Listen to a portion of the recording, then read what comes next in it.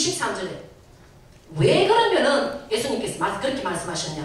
그때 내가 주에게 밝히 말하노니, 옛날에는 숨겨서 말했습니다. 몇몇 사람들께 숨겨서 그냥 비유로 말했습니다. 그러나 이때는 예수님이 정확하게 말씀하십니다. 그때 내가 주에게 밝히 말하되 내가 너희를 도무지 알지 못하니 불법을 행하는 자들아 내게서 떠나가라. 하나님으로부터 떠나가는 것은 지옥 가라는 말입니다. 불법을 행하는 자들아 내게서 떠나가라. 그러면요, 도대체 불법을 행하는 자가 내게 떠나가라, 이게 도대체 무슨 말이냐. 불법이 무엇입니까? 신자가 어떻게 불법을 행할 수 있습니까? 많은 사람이 이렇게 말합니다. 구약시대 때는 율법 가운데 있었고 지금은 복음 가운데 있었기 때문에, 지금은 예수 그리스도 십자가로 말하면 우리는 조금 이상하게 좀 못 살아도 우리는 그냥 천국 갈 거야, 이렇게 가르치고 이렇게 믿습니다. 위로합니다. 그런데 주님께서 뭐라 하냐. 불법을 행하는 자가 내게서 떠나가라. 너는 지옥 갈 사람이다. 이렇게 말하는 것입니다. 그래서 도대체 그러면 불법이라는 것은 법이 있어야지 법을 어기는 것을 불법이라고 하지 않습니까? 그럼 법이 뭐냐? 법이 뭐냐면요, 20절 마태복음 아니고 아까 고린도전서 9장 20절 보니까요, 이렇게 말합니다. 잘 들으십시오.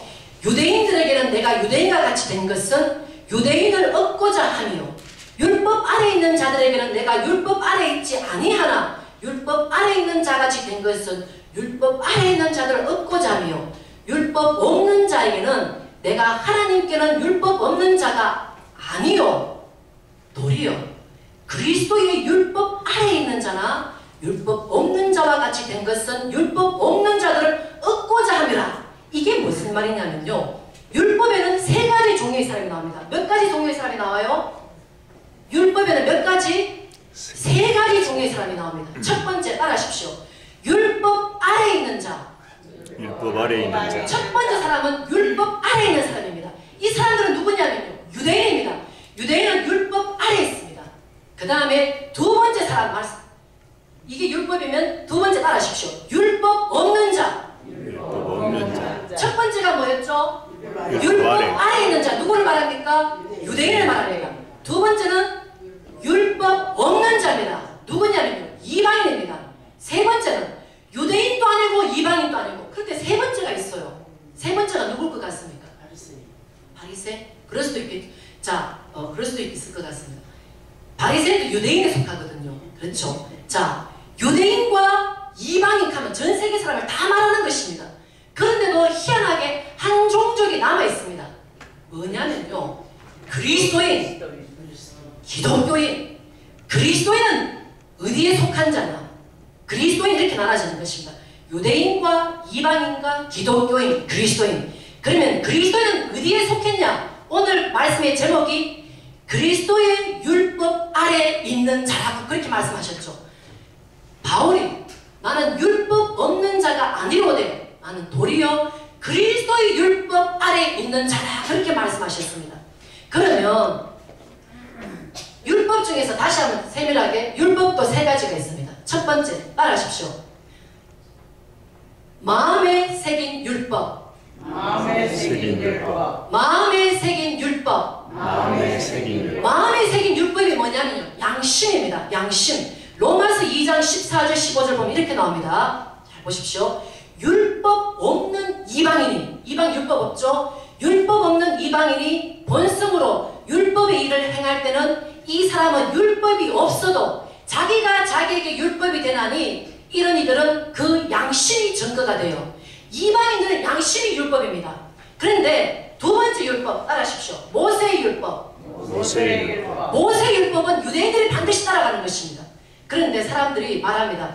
모세의 율법 속에도 복음이 있습니다. 사람들은 구약시대 때는 율법만 지키면 구원받는 줄 압니다. 그거 잘못된 것입니다. 구약시대 때도 반드시 믿음으로 구원을 받는 것입니다. 나중에 시간이 있으시면 로마서 4장 읽어보시면요, 로마서 4장에 아브라함이 율법을 지켰기 때문에 구원받았다가 안 나오고 믿음으로 행함으로 믿음 있는 상행위로 구원받았다고 너무나 많이 로마서 4장에 나옵니다. 그래서 구약도 율법을 지킴으로가 아니고 믿음으로 구원을 받았는데, 구약도 보면요, 유대인 중에서도 유대인이라고 다 천국 가는 것이 아니고 유대인 중에서도 하나님의 하나님을 경외하지 않고 제사 드리는 자. 유대인들은 다 제사 지냅니다. 다른 말 하면 신약시대 다 예배드립니다.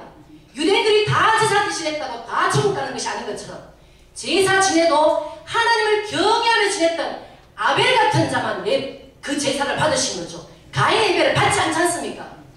신약시대 때도 예배를 드릴 때에 바르게 예배 드리는 그 사람만 받는 것입니다. 그래서 그러면 바르게 예배 드리는 것이 뭐냐? 행함 있는 삶 믿음으로 예배를 드려야 된다는 것입니다. 자, 그러면 그리스도의 율법이 뭘 것 같습니까, 여러분? 교회에서 가장 많이 하는 말이 뭐죠? 뭐 하라? 교회에서 가장 여러분 뭐 하십시오? 여러분 사랑하십시오. 그리스도의 율법이 뭐냐면 한 가지입니다. 사랑하라는 것입니다. 요한복음 13장 보니 이렇게 나와요. 새 계명을 너희에게 주노니 서로 사랑하라. 너희를 사랑한 것 같이 너희도 서로 사랑하라. 너희가 서로 사랑하면 이로써 모든 사람이 너희가 내 제자인 줄 알리라. 사랑으로 주님께서 보시는 것, 여러분의 마음을 보시는 겁니다. 그 동기를, 하나님 것은 불꽃 같은 눈동자로 여러분의 동기를 보시는 것입니다. 사랑으로 하느냐, 사랑으로 하지 않느냐. 그래서 갈라디아서 5장 6절 보면요, 그리스도 예수 안에서는 할례나 무할례가 효력이 없대. 사랑으로서 역사하는 믿음뿐이라. 믿음은 믿음인데 사랑으로 역사하는 믿음뿐이라고 말하는 것입니다.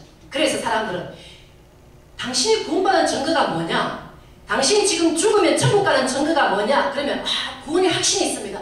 나는 죽어도 천국 갈 구원의 확신이 있습니다. 여러분, 이 교회 마태복음 7장에 있었던 모든 사람들이, 그 많은 사람들이, 지옥 간 모든 사람들이 구원의 확신이 다 있었습니다. 그래서 주님 이렇게 따지지 않습니까? 내가 이런 노릇도 하고 저런 노릇도 했는데 내가 왜 잘 모르십니까? 주님 하시는 말씀이 이 불법을 행하는 자들아 내게서 떠나라. 자, 불법. 그래서 그 법이 뭐냐? 율법. 근데 그 율법은 우리는 양심의 법, 모세 율법이 아니고 우리는 그리스도, 예수 그리스도 안에 있는 율법, 그 법을 지켜야 된다 이 말씀을 드리는데 그 법이 뭐냐? 하나님께서 우리에게 요구하신 전부가 뭐냐? 자, 보십시다.